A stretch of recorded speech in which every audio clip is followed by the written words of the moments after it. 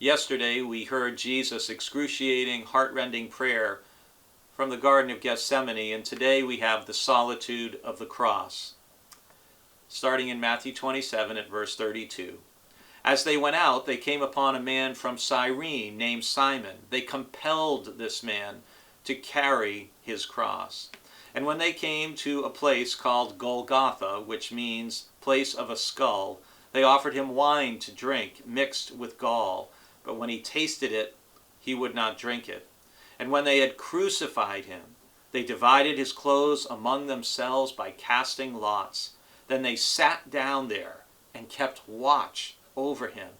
Over his head they put the charge against him, which read, "This is Jesus, the King of the Jews." Then 2 bandits were crucified with him, one on his right and one on his left.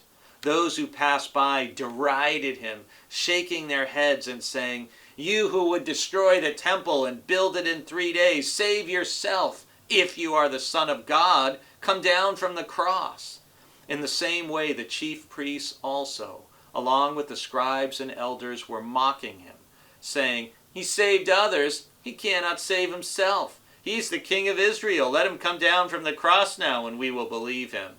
He trusts in God. Let God deliver him now if he wants to, for he said, 'I am God's son.'" The bandits who were crucified with him also taunted him in the same way. From noon on, darkness came over the whole land until 3 in the afternoon. And about 3 o'clock, Jesus cried out with a loud voice, "Eli, Eli, lama sabachthani?"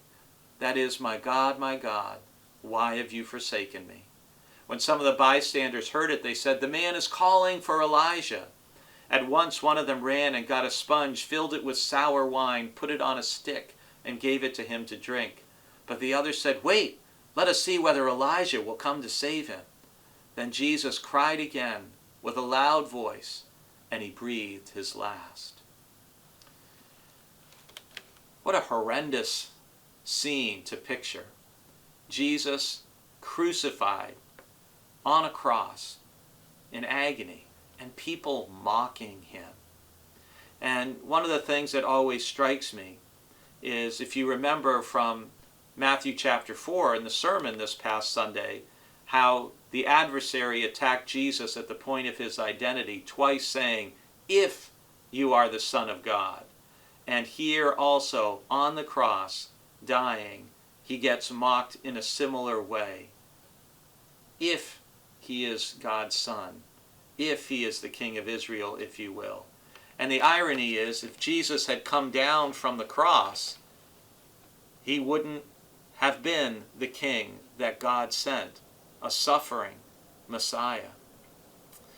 One of the things about life is that we know for all of us it ends in death. And there is perhaps no more profound solitude that when our time comes, we truly die alone. Nobody else can die with us as we go. But even in that moment, we trust and believe that God is with us. Even Jesus' cry from the cross of, my God, why have you forsaken me?"